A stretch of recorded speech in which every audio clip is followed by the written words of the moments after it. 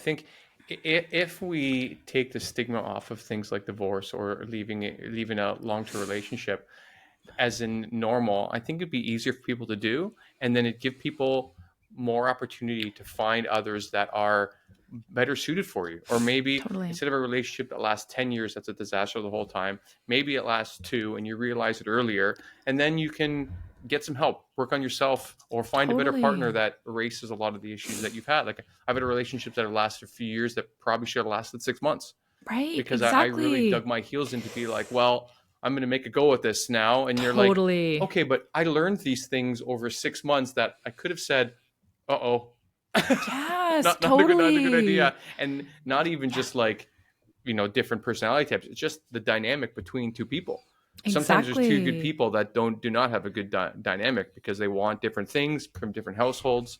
And so I really echo that yeah, I don't know that it's going to go extinct. I think it is always a laudable goal for Totally. monogamy, for people to get Yeah. married and for things to want to last this long. But I think if we have in our heads that this is how it should be, I think it makes things harder for everybody.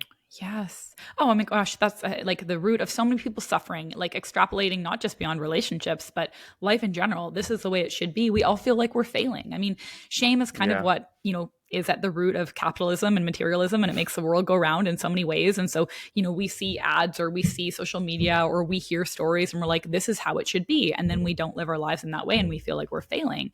I mean, again, I think that is changing a lot. People are pushing back against these kind of cultural norms or stereotypes.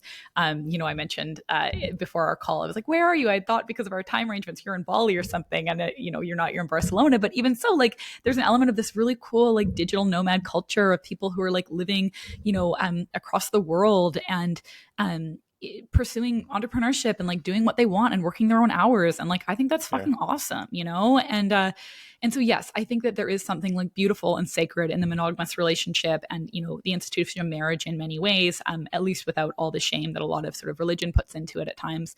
But either way, like, I think our every person we date is our teacher in some way, right? Like, Hmm. life is your teacher, our emotions are a teacher, people are a teacher, even if we're like, I fucking hate this person, or like, this was so hard, or what a toxic relationship.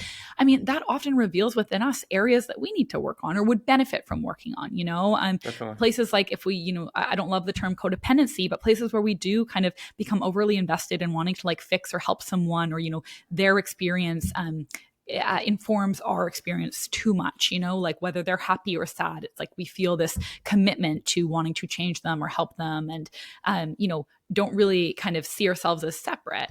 And so, oftentimes relationships will allow us to see those parts, or the parts of us that are maybe more avoidant and, don't want to commit, or afraid of depending on someone, or afraid of relying on someone, or they maybe remind us Right. of a parent, or a sibling or teacher or something along those lines. So I think really like the key here is self-awareness, and that's kind of the work that this generation, has so much more access to, right? Like our parents' Oh my generation God. didn't have the internet, or, Instagram or Reddit or any of these things, or just even being able to like, get a book on Amazon, right? And Yeah. we have so much access to information that will help us come to know ourselves. Even therapy and coaching, which, used to be so stigmatized. I mean, coaching wasn't even really a thing, but like, therapy's been around for a long time, but its use was very, very stigmatized, and still is to some degree. But now people are really embracing it almost as a luxury. And I think that our generation and, Gen Z and everything like that can look and be like, wow, I actually have all of these resources to come to know myself. And through coming to know myself, I can actually make decisions about like what I want and what I need, and whether I want to stay in a relationship or not, or whether I want a relationship even or not, this long term, and kids and all that kind of stuff,